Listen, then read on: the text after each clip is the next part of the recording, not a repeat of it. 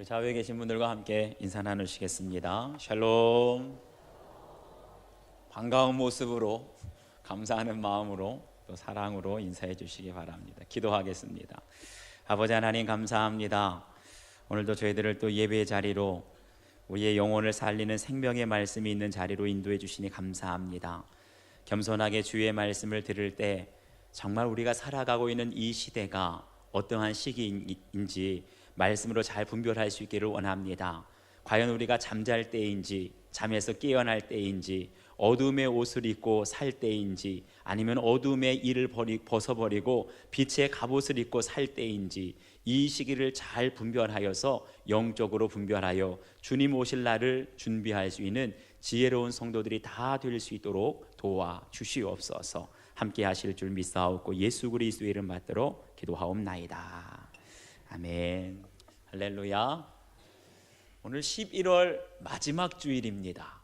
어느덧 한 해가 저물어가고 있는데 올 한 해로 봐도 지금이 마지막 때이고, 또 영적인 시간표로 봐도 이제 주님 오실 날이 얼마 남지 않은 종말의 때, 마지막 때라는 것을 알 수가 있습니다. 이러한 때에 우리에게 꼭 필요한 신앙이 한 가지 있다면 종말 신앙이 필요합니다. 종말 신앙이 뭡니까? 다시 말하면 오늘이 마지막이라는 거예요. 오늘이 지나가면 다시 오지 않습니다. 그렇기 때문에 항상 영적인 긴장감을 가지고 사는 것, 이것이 종말 신앙입니다. 이 종말 신앙에 있어서 가장 중요한 것이 무엇이냐? 우리가 살아가고 있는 이 시기가 과연 어떠한 시기인지 영적으로 분별하는 것, 그것이 우리에게 필요하다는 거예요.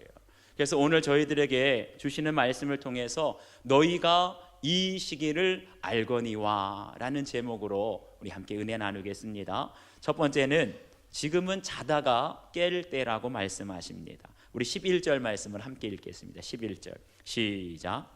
또한 너희가 이 시기를 알거니와 자다가 깰 때가 벌써 되었으니 이는 이제 우리의 구원이 처음 믿을 때보다 가까웠습니다. 아멘.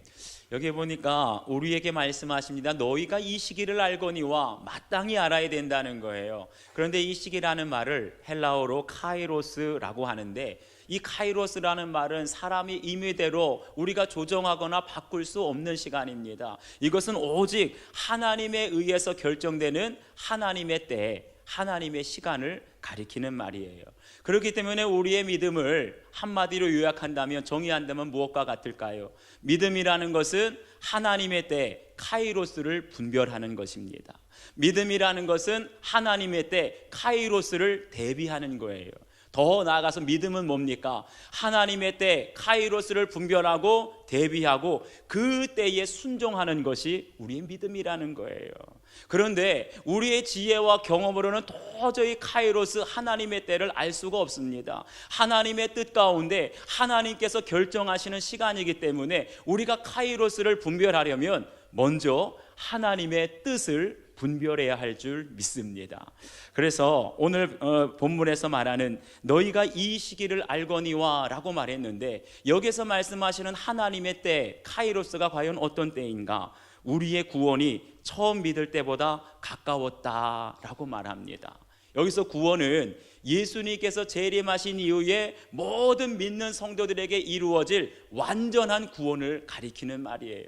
다시 말하면 주님의 재림의 때, 마지막 때가 지금 임박했다라고 성경은 말씀하고 있습니다. 예전에 어떤 목사님께서 그런 말씀하시더라고요. 우리가 다 똑같이 신앙생활하는 것 같지만 성령 충만한 사람과 그렇지 않은 사람을 구별하는 기준이 있다고, 질문이 있다고. 뭔가 보니까 당신은 오늘이 마지막일지도 모른다는 종말 신앙을 가지고 살아가고 있습니까? 이 질문을 했을 때, 만약에 나에게 있어서 오늘이 마지막 날입니다 라는 이 종말 신앙을 가지고 하나님 앞에 후회 없이, 하나님 앞에 진실되고 겸손하게 하루하루 살아가는 사람은 성령 충만한 사람이고, 종말 신앙도 없이 세워라 내워라 만사태평 긴장감 없이 살아가는 사람은 성령 충만한 사람 아니라는 거예요. 여러분 한번 자신을 돌아보시기 바랍니다. 나는 오늘의 마지막이라는 이 종말 신앙을 가지고 하루하루 긴장감을 가지고 살아가고 있는지, 아니면 세워라 내워라 뭐 좋은 것이 좋은 거라고 긴장감도 없이 만사태평 살아가고 있는지 돌아보시기 바랍니다. 예전에 동남아시아에서 큰 쓰나미 지진이 일어난 적이 있었어요. 그때 사람들이 미처 이 경고 방송을 듣지 못해서 많이 희생되는 그런 사고가 있었는데, 그 당시에 보니까 동물들은 우리 사람들과 다르게 쓰나미가 일어나기 전에 이상한 그 증상을 보였다는 것을 알 수가 있어요. 영상을 보니까 어떤 동물들은, 동물원에 있는 동물들은 갑자기 쓰나미가 일어나기 전에 막 긴장하고 불안해서 막 날뛰고, 심지어는 동물원에서 탈출한 동물도 있었습니다. 그리고 어떤 영상을 보니까 저 땅속에 살던 개미들이 다 올라오고, 어딘가 숨어있던 쥐떼가 다 올라와서 높은 곳 산으로 올라가는 그런 영상도 있었다는 거예요. 한마디로 말하면 미물이지만 개미떼나 쥐떼 이런 것들은요, 저 땅속 깊숙한 곳에서 지진이 일어나기 전에 이미 전조 증상을 알아차리고 대비했다는 겁니다. 여러분, 우리가 쥐나 아니면 개미떼에 비유하는 건 조금 죄송한 일이긴 하지만 성령 충만한 사람도 그와 같다는 거예요. 성령 충만한 사람은 우리가 살아가고 있는 이 시대를 분별할 때 주님께서 재림하실 마지막 때가 임박했다는 것을 분별하게 된다면, 이제는 자다가 깰 때라, 영적인 잠에서 깨어나 주님 오실 날을 준비하는 사람인 줄 믿습니다. 그런데 문제는 뭐예요? 우리가 주님이 오신다는 걸 믿기는 믿는데 그 날을 정확하게 아는 사람은 아무도 없다는 거예요. 그럼 우리가 어떻게 해야 됩니까?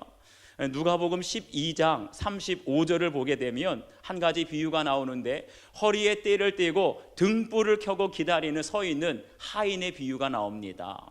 이 하인의 주인은 결혼식, 혼인잔치가 있어서 멀리 주인이 떠났는데 이 주인이 언제 돌아올지 모르니까 하인이 허리에 띠를 띠고, 긴장을 풀지 않았다는 뜻이지요. 허리에 띠를 띠고 등불을 켜고 주인님이 오시는 그 시간까지 문 앞에 서서 기다리고 있다는 거예요. 그런데 여러분 생각해 보세요. 분명히 수많은 하인들 중에 기다리다가 주인이 오는 것을 보지 못하고 잠들어 버린 하인들도 있을 거예요. 그런데 끝까지 주인이 오는 그 시간까지 졸지 않고 깨어서 자신의 허리띠를 띠고 등불을 들고 서 있다가 주인을 맞이하는 하인에게 복이 있도다. 할렐루야. 우리 주님께서는 잠들지 않고 깨어서 주인을 맞이하는 하인에게 복이 있다 말씀하십니다. 여러분 한 사람 한 사람이 이 때를 분별하면서 영적인 잠에서 깨어서 주님 다시 오시는 그날을 준비할 수 있는 여러분들 다 되시기를 축복합니다. 제가 어렸을 때 살던 시골에서는요, 이렇게 서울에서 오가는 버스편이 이렇게 많지가 않았습니다. 그 당시에는 비포장도로도 있고 직행버스도 있고 완행버스도 있고 한 2-3시간 걸리는데, 그런데 저희 어머니께서 서울에 가족 형제들이 좀 많아서 자주 오르락 내리락 하셨어요. 근데 어머니께서 서울을 올라가시는 날은 저희가 3남매가 있는데, 누님, 형님, 저 이게 있는데, 어머니가 서울 올라가시는 날은 저녁을 일찌감치 차려 먹고 어머니를 마중 나가려고 버스 정거장에, 버스 그 대합실에 나갑니다. 한 6-개 나가요. 그러면 1-2시간 정도는 다 기다리다가 2시간 정도 지나도 어머니가 안 오시면 형이나 누나가 먼저 얘기합니다. 야, 들어가자. 엄마 늦게 오시나 보다.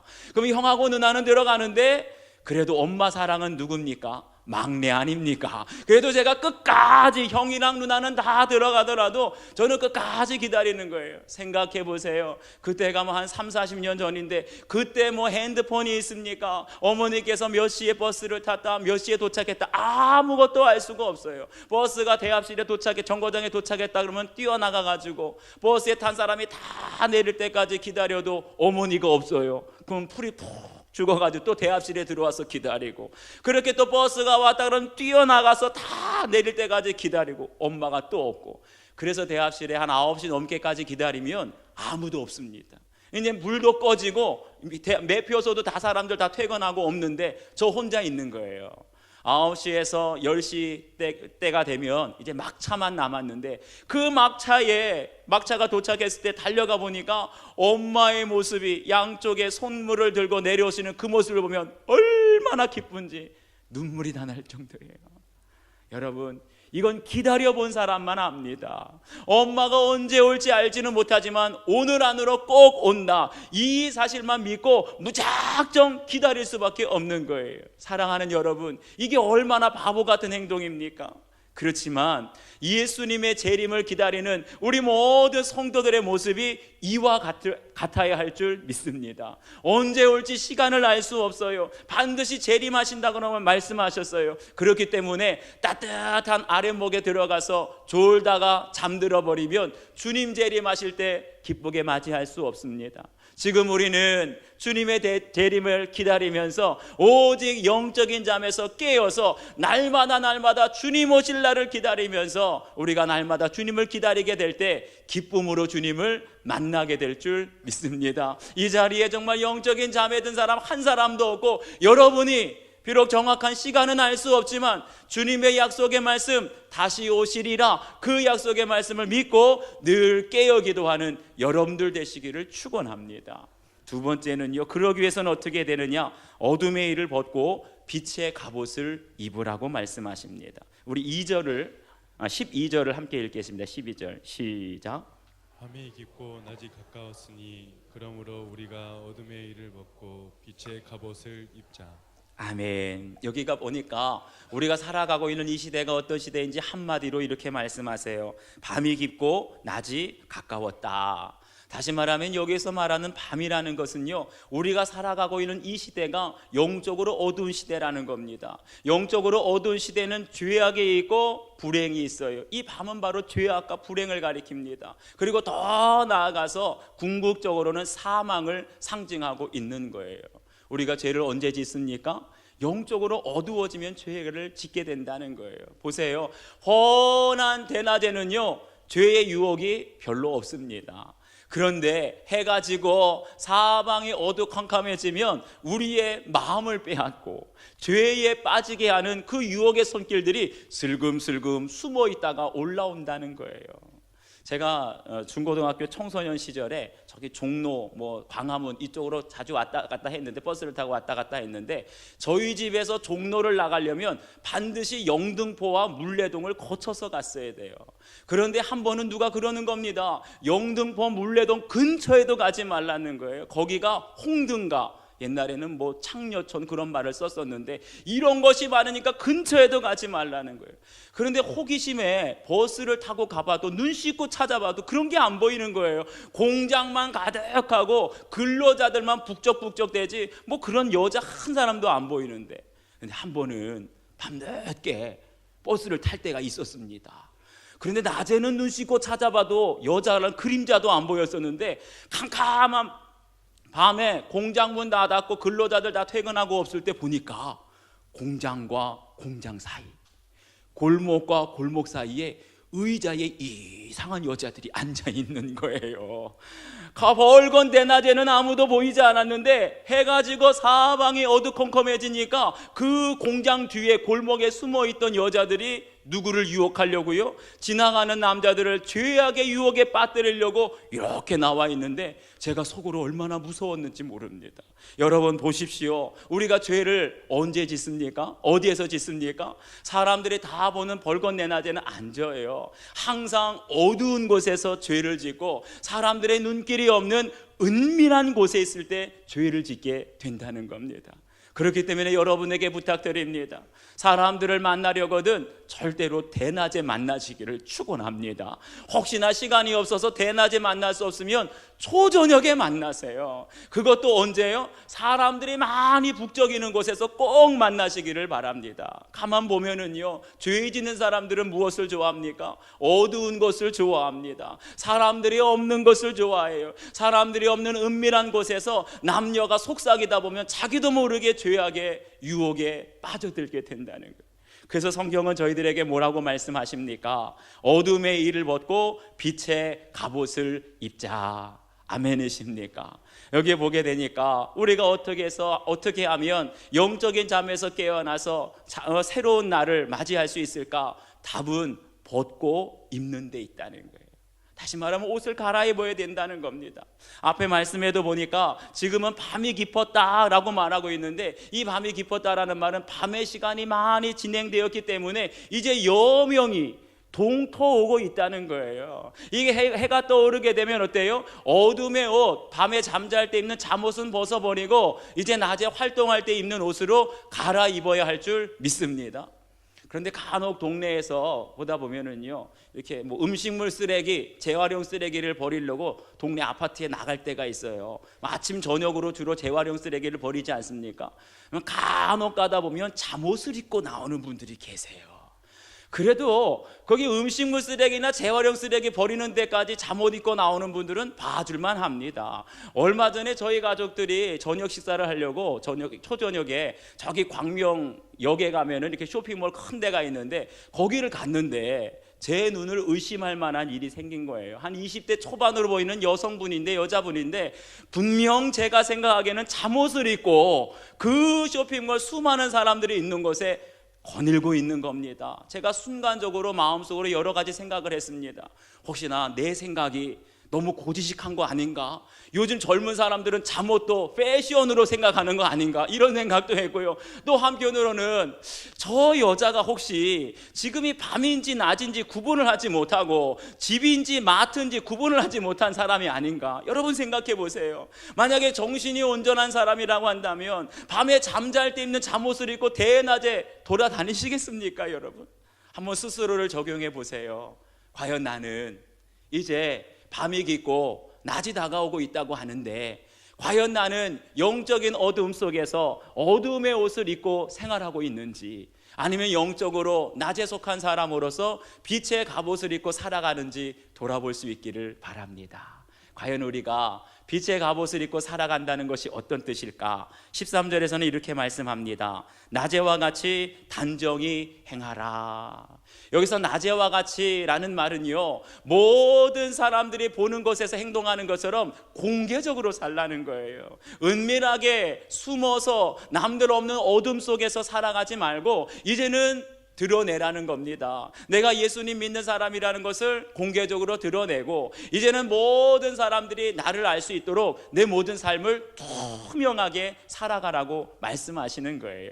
여러분 보세요. 언제 우리가 죄악의 유혹에 빠져들게 됩니까? 남들의 시선을 피해서 어두움 속에 숨기고 자꾸만 감추는 것이 많게 되면 죄를 짓게 되는 거예요. 이것을 벗어나는 길은 오직 사람들이 있는 곳으로, 모든 사람들이 나를 바라보는 그런 공개적인 장소로 투명하게 나가야 할 줄 믿습니다. 그러면서 이어지는 것이 단정하게 행하라는 거예요. 이 단정하게 행하라는 것은 어떤 어울리게 행동하다, 무엇답게 행동하다, 이런 뜻이에요. 나이를 먹게 되면 그 나이에 맞게, 내가 목사가 되었으면 목사에 맞는 목사다운 말을 해야 되고 행동을 해야 된다는 거예요.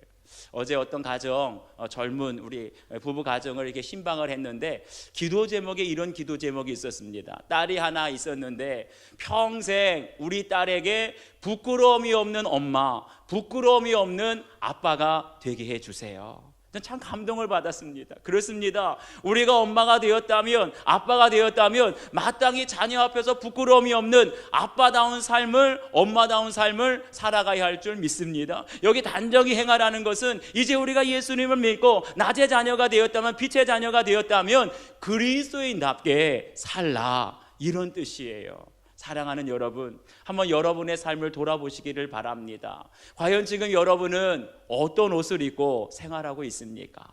아직도 어두움 속에서 남들 모르게 은밀하게 행동하는 것을 즐기고 있지는 않습니까? 그러면 나도 모르게 처음에는 순수한 뜻으로 했는데 은밀한 곳으로, 어두운 곳으로 즐기다 보면 죄에 빠져들 수 있어요. 이것을 벗어버리는 비결은 하나밖에 없습니다. 빛 가운데 나오시기를 바랍니다. 투명하게 공개적으로 여러분의 모든 삶을 사람들 앞에 드러내시기를 주님의 이름으로 축원합니다. 어떤 목사님께서 한 번은 이런 말씀을 하셨어요. 우리 마음속에, 우리의 마음을 다른 사람들에게 열지 못하는 것은, 오픈하지 못하는 것은, 다시 말하면 투명하게 살지 못하는 것은 내 안에 품지 말아야 될 것을 품고 있다는 증거다. 여러분 공감하십니까? 내가 왜 다른 사람들에게 내 마음속에 있는 모든 삶을 오픈하지 못하고 마음을 열지 못할까요? 내게 있어서는 안 될 것이 있기 때문에 오픈하지 못한다는 거예요. 여러분의 삶을 한번 돌아보세요. 여러분의 삶을 우리 모든 성도들에게, 교회에 다 열 수 있겠습니까? 정말 투명하게 살아갈 수 있겠습니까? 혹시나 내 마음을 열지 못하도록 하는, 품어서는 안 되고 있어서는 안 될 것이 내 안에 있지는 않은지 돌아보시기를 바랍니다. 이제는 빛 가운데 나오십시오. 이제는 주님 보시기에도 성도들이 보기에도 부끄러움이 없는, 내 안에 있어서는 안 될 것은 다 벗어버리고 투명하게 공개적으로 누가 보기에도 떳떳하게 빛 가운데 살아갈 수 있는 여러분들 다 되시기를 주님의 이름으로 축원합니다. 마지막 세 번째는요, 예수 그리스도로 옷 입을 때다라고 말씀하십니다. 우리 13절과 14절을 함께 읽겠습니다. 시작. 낮에와 같이 단정히 행하고 방탕하거나 술 취하지 말며 음란하거나 호색하지 말며 다투거나 시기하지 말고 오직 주 예수 그리스도의 옷을 육신의 일을 도모하지 말라. 아멘. 오늘 말씀을 11절부터 14절까지 가만 보게 되면 비슷한 표현들이 계속 반복되는 것을 볼 수가 있습니다. 12절을 보면 빛의 갑옷을 입으라, 또 13절에는 낮에와 같이 단정히 행하라, 비슷한 말인데 그 결론을 한마디로 말하면 무슨 뜻이냐? 오직 주 예수 그리스도로 옷 입으라, 이런 뜻입니다. 비슷한 표현이죠. 빛의 갑옷을 입으라, 예수 그리스도로 옷 입으라. 이것은 예수님 안 믿는 사람에게 주시는 말씀이 아니라 저와 여러분처럼 예수님 믿는 사람에게 주시는 말씀이에요. 저와 여러분은 이미 예수 그리스도 안에 있고 예수 그리스도께서 우리 안에 있는 줄 믿습니다. 그렇기 때문에 저와 여러분은 이미 빛의 자녀가 되었고 낮에 속한 백성이 된 줄 믿습니다. 그런데 여기서 주 예수로 옷 입으라, 이것은 뭐냐 하면 우리가 빛의 자녀가 되었고 낮에 속한 백성이 되었다면 거기에 합당하게 살라는 거예요. 예수님 믿는 사람, 그리스도인답게 말하고 행동하는 것, 이것이 바로 예수 그리스도로 옷 입으라, 이런 뜻이에요. 저기 부산에 가게 되면 세계로 교회라고 아주 전도를 열심히 하는 목사님이 계신데 손현보 목사님이라고 계십니다. 근데 이 목사님 설교 중에 들었던 간증이에요. 어느 날 한 남자가, 낯선 남자가 목사님 댁에 찾아와서는 다짜고짜 이유도 없이 목사님의 뺨을 때리더랍니다. 너무나 깜짝 놀라서 이 목사님이 순간적으로 마음으로 하나님께 기도를 했대요. 주님, 어떻게 해야 됩니까? 낯선 사람이 와서 제 뺨을 때렸는데 어떻게 해야 됩니까? 그랬더니 주님께서 이렇게 말씀하시더래요. 더 맞아라. 그래가지고 이 목사님께서 주님께서 더 맞으라고 하는데 아무런 변명도 하지 못하고 뭐 방어하지도 못하고 그 낯선 남자가 때리는 대로 사정없이 맞고, 그는 한참 시간이 지나서 그 사람이 하는 말을 다 들어주고 그리고 마지막에는 잘 대접하고 그분을 보냈다는 거예요. 그런데 한참 시간이 지나서 그렇게 낯선 사람, 알지도 못하는 사람, 목사님의 뺨을 때렸던 그 남자가 그 교회의 장로님이 되셨답니다. 할렐루야. 이게 바로 예수 그리스도로 옷 입는 사람의 모습이라는 거예요. 예수 그리스도로 옷 입는 사람은 어떤 사람입니까? 하루 온종일 24시간을 주님만 바라보는 사람입니다. 오직 주님만 바라보면 주님께서 어떤 상황, 심지어는 억울하게 낯선 사람이 내 뺨을 때리더라도 그 상황에서 하나님께서 주시는 말씀을 듣는 사람이에요. 하나님의 음성을 듣는 사람은 내가 비록 억울하게 맞고 억울하게 손해를 본다 할지라도 육신의 정욕을 위하여서 행동하는 것이 아니라 그 순간에도 주님, 제가 어떻게 해야 됩니까? 하나님의 말씀을 듣고 그런 억울한 상황 속에서도 주님의 뜻대로 살아가는 사람, 바로 그 사람이 주 예수 그리스도로 옷 입고 살아가는 사람인 줄 믿습니다. 오늘 저희들이 함께 봉독한 말씀은 사실은 우리 기독교 역사에 굉장히 중요한 말씀입니다. 2000년 기독교 역사의 가장 큰 영적 거장이라고 할 수 있는 성 어거스틴이 오늘 이 말씀을 읽다가 회심한 사건이 있었어요. 원래 성 어거스틴은 기도하는 어머니 모니카라고 하는 어머니 밑에서 기독교 교육을 받고 자랐습니다. 그런데 이 성 어거스틴이 지성이 보통이 아니었어요. 청소년이 되고 사춘기가 되면서 여러 가지 궁금한 것들을 질문하는데 그때마다 어머니 모니카는 궁금해하지 말고 의심하지 말고 무조건 믿어라. 그러니까 충족이 안 되는 거예요. 그러다 보니까 성 어거스틴이 교회를 떠나서 이것저것을 찾다가 마니교라고 하는 이단 종교에 들어가게 됩니다. 이 만위교회에서는 계속 궁금한 것, 의심하는 것에 대해서 또박또박 대답을 해주니까 거기서 깊이 빠지게 되는데, 나중에 거기서 파우스트라고 하는 사람을 만나서 대화를 하다 보니까 만위교회도 진리가 없다는 것을 깨달아요. 그래서 다시 하나님께 돌아오게 되는데, 돌아오기는 돌아왔는데 하나님을 인격적으로 만나지 못하고 예수님을 인격적으로 만나지 못하니까 계속해서 방탕하고 방황하는 마음속의 갈등이 끊이지 않는 겁니다. 그러던 어느 날 저희 밀라노에 있는 한 정원에서 기도를 하는데 자기도 모르게 입에서 계속 반복되는 기도가 있는 거예요. 주여, 언제까지입니까? 언제까지입니까? 내일 또 내일입니까? 왜 지금이 아닙니까? 왜 지금 이때 저의 이 추악한 모습을 끝내주시지 않습니까? 너무나 답답합니까? 자신의 가슴을 쥐어짜면서 눈물로 하나님께 이렇게 언제까지입니까? 언제까지입니까? 기도하고 있는데 그때 어거스틴의 귓가에 동네 아이들의 노래소리가 들리는 거예요. 톨레 레게, 톨레 레게. 이게 무슨 뜻이냐면 펼쳐서 읽어라, 펼쳐서 읽어라. 동네 아이들의 노래 속에서 가만 들어보니까 하나님께서 강권적으로 내게 말씀하시고 나를 이끌어 가시는 게 느껴지는 거예요. 기도하다가 눈을 뜨고 보니까 성경책이 보입니다. 그 성경책을 펼쳐서 읽어보았더니 오늘 로마서 13장 14절 말씀, 낮에와 같이 단정히 행하고 방탕하거나 술 취하지 말며 음란하거나 호색하지 말며 다투거나 시기하지 말고 오직 주 예수 그리스도로 옷 입고 정욕을 위하여 육신의 일을 도모하지 말라. 아멘입니까? 이 성경 말씀을 읽고 나서 그 고백록이라고 하는 책을 보면 성 어거스틴이 이렇게 고백하고 있습니다. 나는 그 이상 읽으려 하지 않았고 또 읽을 필요도 없었습니다. 왜냐하면 그 구절을 읽는 순간 말하자면 안심의 빛이라고 할 수 있는 그 무엇이 마음속에 스며들어 모든 의욕의 어둠이 말끔히 사라져 버렸기 때문입니다.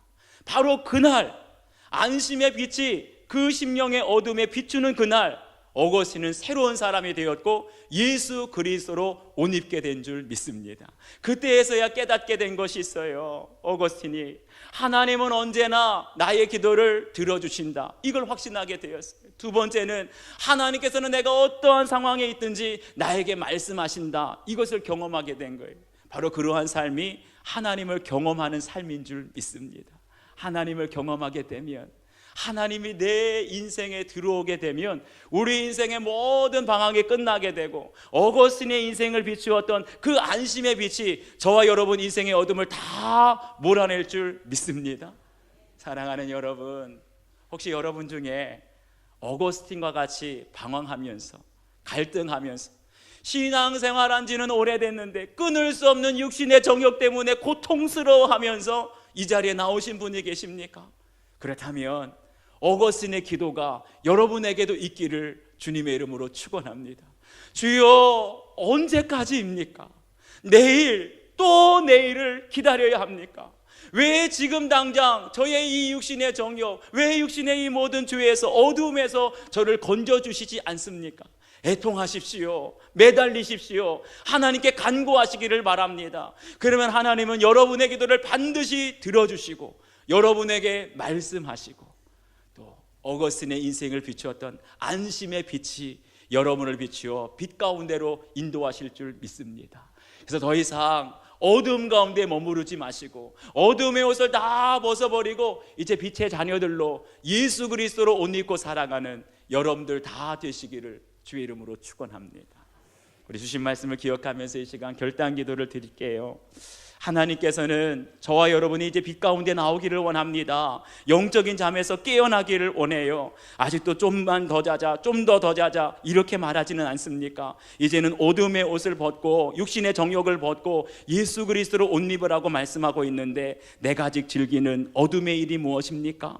내가 아직 즐기고 있는 은밀한 죄악이 무엇입니까? 그거 끊어버리고 이제 나를 건져 주시옵소서, 나를 빛 가운데로 인도하여 주시옵소서. 이 시간 함께 간절한 마음으로 기도하겠습니다. 아버지 하나님, 오늘도 저희들에게 주시는 말씀을 통하여서 이 시대를 분별하라고 말씀하시는데, 하나님, 내가 아직도 어둠 속에서 영적인 잠에 들어있는데 이 시대를 어떻게 분별할 수가 있겠습니까? 너는 이제 자다가 깰 때라고 말씀하셨사오니, 하나님, 영적인 잠에서 좀 더 자자, 좀 더 자자. 이제 그 모든 것들을 우리가 떨쳐버리게 하여 주시고, 주님의 때, 재림의 때를 기다리면서 언제 올지 알지 못하지만 그 일과 시를 알 수는 없지만 날마다 깨어 기도하면서 주님의 재림을 준비할 수 있는 충성되고 신실한 하인처럼 우리의 등불을 켤 수 있도록 도와 주시옵소서. 내가 아직도 즐기고 있는 은밀한 죄악이 무엇입니까? 어둠 속에 감춰진 내 안의 죄악이 무엇입니까? 다 드러나게 하시고, 이제는 빛 가운데 공개적으로 또 투명한 나의 모든 삶이,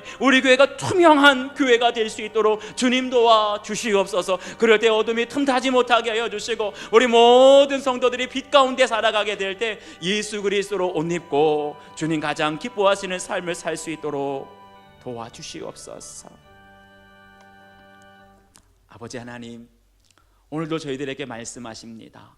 너희는 이 시기를 분별하도록 하라. 우리가 영적으로 잠들어 있는데, 아직도 은밀하게 어둠 속에서 죄악 가운데 있는데 어떻게 이 시기를 분별할 수 있겠습니까? 주님, 우리를 불쌍히 여겨주시고, 혹시나 이 자리에 영적으로 깊은 잠에 빠져있는 성도가 있다면 깨워주시옵소서. 일어나게 하여 주시옵소서. 어둠의 일을 벗고 어둠의 옷을 벗어버리고 이제는 낮이 되었사오니 단정하게 행하며 예수 그리스도의 옷을 입고 모든 사람들이 우리를 알아볼 수 있을 정도로 우리의 삶을 드러내고 공개적으로 투명한 삶을 살아갈 수 있도록 도와주시옵소서. 감사드리며 예수 그리스도의 이름으로 기도하옵나이다. 아멘.